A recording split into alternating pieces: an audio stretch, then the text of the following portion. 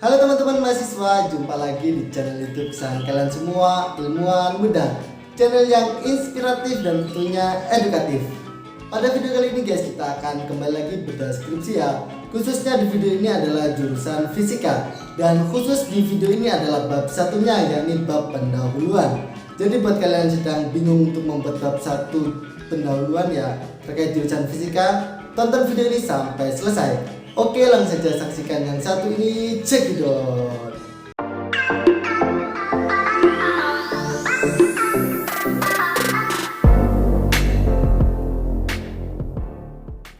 Hai guys, gimana? Kalian sudah mendapatkan ide untuk skripsi kalian? Pada penulisan skripsi biasanya itu kita mengenal 6 poin penting. Yang pertama ada judul, lalu ada bab 1, kemudian bab 2, lalu bab 3, bab 4, dan bab 5. Pada video kali ini guys, kita akan khusus membahas seputar bab 1. Sebelum menulis bab 1 ini tentunya kita sudah mempunyai judul ya teman-teman. Kali ini kita khusus membahas seputar skripsi jurusan fisika. Dengan judulnya adalah Analisis Dosis Radiasi Boron Neutron Capture Therapy atau BNCT pada terapi kanker paru-paru menggunakan aplikasi PITS versi 3.20. Adapun skripsi ini ditulis oleh Kak Hanifah Fitratur Rahmah pada tahun 2023. Kak Hanifah Fitratur Rahmah ini adalah lulusan dari Universitas Islam Negeri Maulana Malik Ibrahim Malang. Dalam menulis bab 1 atau pendahuluan ada beberapa poin di sini ya teman-teman. Yang pertama, deskripsi ini ada yang namanya 1.1 latar belakang, kemudian 1.2 rumusan masalah, 1.3 tujuan penelitian, kemudian 1.4 ada manfaat penelitian, dan 1.5 yakni batasan masalah. Lalu yang pertama, di latar belakang masalah sendiri ada 5 langkah yang harus kalian lakukan. Apa saja langkahnya? Yang pertama, menentukan pokok permasalahan terlebih dahulu. Misalkan di sini ada 3 pokok permasalahan ya apabila kita ambil dari judul. Yaitu yang pertama ada boron neutron capture therapy atau BNCT, kemudian kanker paru-paru, lalu yang ketiga ada aplikasi PITS versi 3.20. Setelah ditentukan, lalu bagian kedua adalah diurutkan dari umum ke khusus. Kenapa harus diurutkan? Supaya arah permasalahan yang ingin diselesaikan jelas dan terlihat mengalir. Model penulisan dari umum ke khusus ini juga disebut sebagai model segitiga terbalik. Jadi diurutkan dulu ya, misalkan yang pertama kita membahas yang luas dulu yakni kanker paru-paru. Bisa dijelaskan di Indonesia pada tahun 2020 kanker paru-paru merupakan kanker ketiga yang paling banyak diderita setelah kanker payudara dan kanker serviks. Kanker paru-paru juga menjadi kanker yang paling banyak diderita oleh laki-laki. Dari total 183.368 penderita kanker pada laki-laki, 25.943 diantaranya adalah penderita kanker paru-paru. Ini menurut Globokan tahun 2020. Kemudian mulai dipaparkan cara pengobatan kanker. Di pokok permasalahan yang kedua yakni BNCT bisa seperti ini. Belakangan ini telah dikembangkan metode boron neutron capture therapy atau BNCT dalam pengobatan kanker. Terapi BNCT adalah pengobatan berdasarkan interaksi atom antara neutron epithermal dan isotop 10B yang dapat mentarget sel tumor dengan radiasi energi tinggi dan menyisakan jaringan normal. BNCT dapat secara selektif menargetkan dan menghancurkan sel-sel kanker, sementara sel-sel normal dibiarkan tidak terluka. Ini menurut Kuah tahun 2018. Lalu di poin ketiga ini sudah masuk tentang aplikasi PITS versi 3.20. Bisa dipaparkan seperti ini. PITS yakni Particle and Heavy Ion Transport Code System adalah kode simulasi transportasi partikel Monte Carlo untuk keperluan umum. PITS dapat mendukung penelitian di bidang teknologi akselerator, radioterapi, radiasi ruang angkasa, dan di banyak bidang lain yang terkait dengan fenomena pengangkutan partikel dan ion berat. Ini menurut Jai tahun 2020.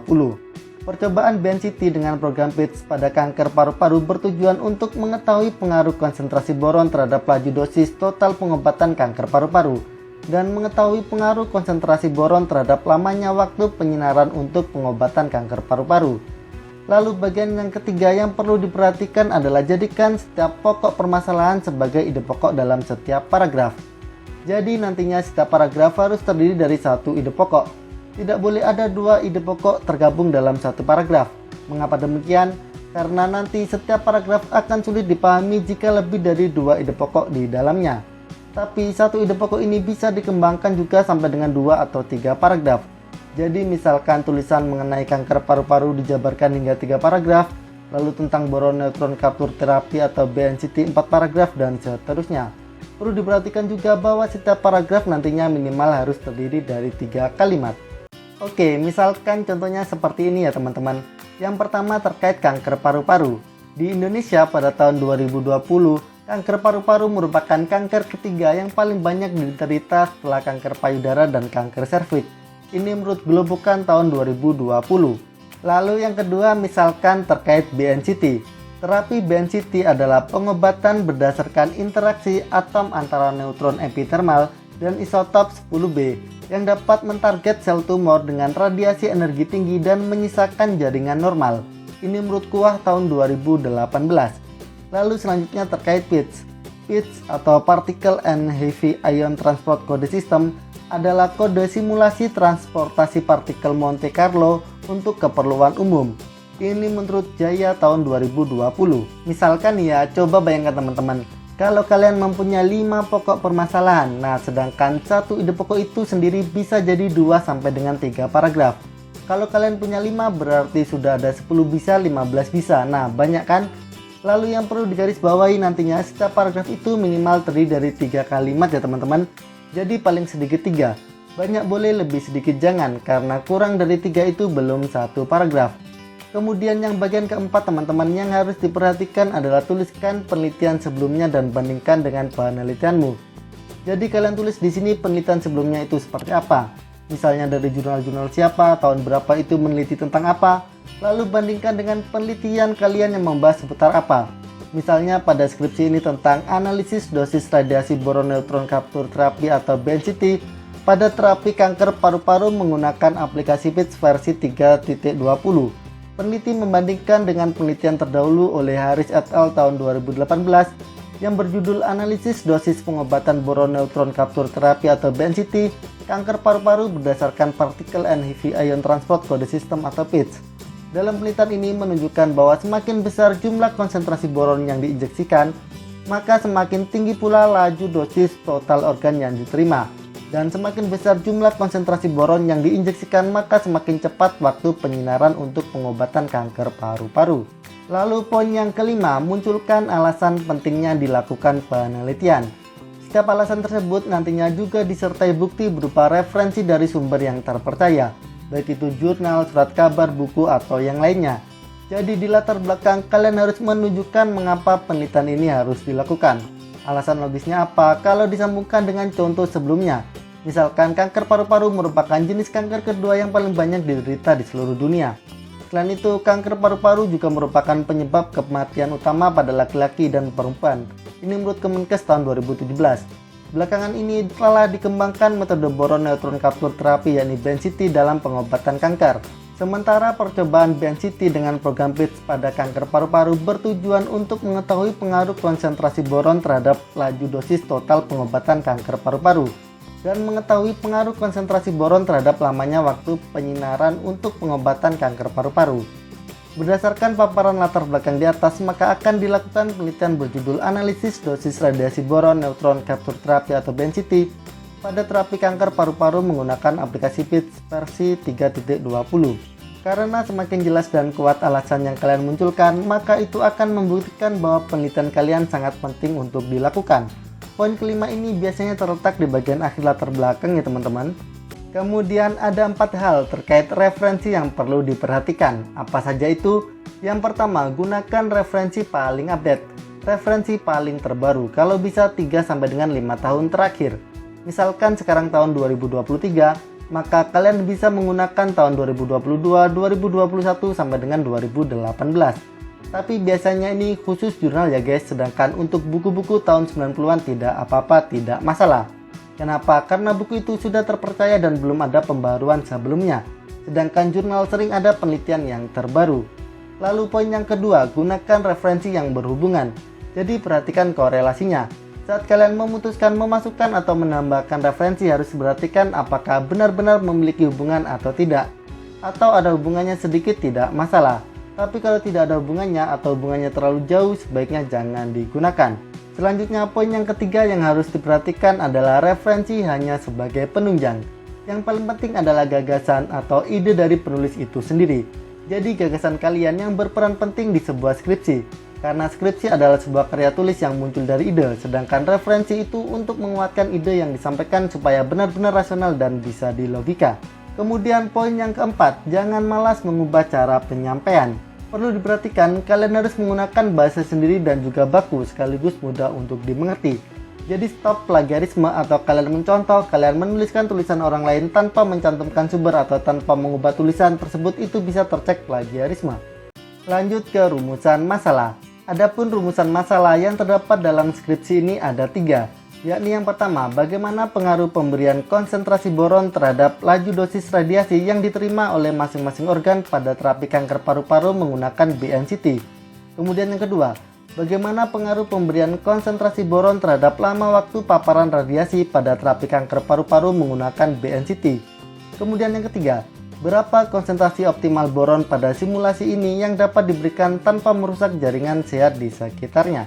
Lalu poin selanjutnya terkait tujuan penelitian. Karena pada rumusan masalah terdapat 3 poin, maka pada tujuan penelitian juga terdapat 3 poin.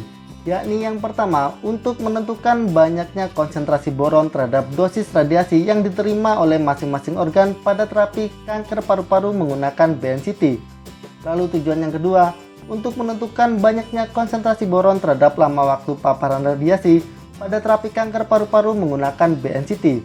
Lalu yang ketiga, untuk menentukan banyaknya konsentrasi boron yang dapat diberikan tanpa merusak jaringan di sekitarnya. Kemudian lanjut terkait manfaat penelitian.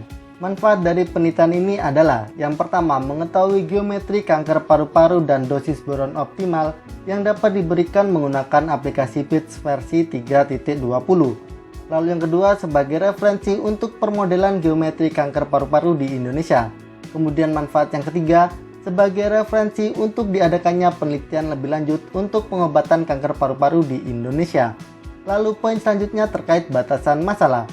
Batasan masalah adalah suatu batasan terhadap sebuah ruang lingkup dari suatu permasalahan, supaya pembahasan yang akan kita lakukan tidak terlampau jauh dan melebar dengan tujuan agar pembahasan yang kita bahas fokus pada satu penelitian saja.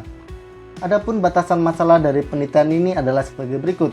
Yang pertama, geometri kanker dibuat mengacu kepada Oak Ridge National Library atau ORNL dengan model pria dewasa, sementara material organ sehat didapatkan dari International Commission on Radiological Protection atau ICRP 110. Lalu yang kedua, sumber neutron diperoleh dari siklotron untuk BNCT 30 MeV yang kolimatornya telah dioptimasi oleh Aimade Ardana, Maria Drostera Tripe, dan Nafisa Imtiyazifati. Kemudian batasan yang ketiga, histologi kanker paru-paru berupa non-small cell lung cancer atau NSCLC dengan jenis adenokarsinoma berdiameter 1,7 cm dan belum bermetastasis. Kemudian yang keempat, iradiasi dilakukan dengan arah anterior-posterior atau AP. Kemudian yang kelima, variabel konsentrasi boron yang digunakan adalah 60, 80, 100, 120, dan 150. Bagaimana teman-teman? Itu tadi adalah video bedah skripsi bab 1 ya, yakni bab pendahuluan jurusan fisika.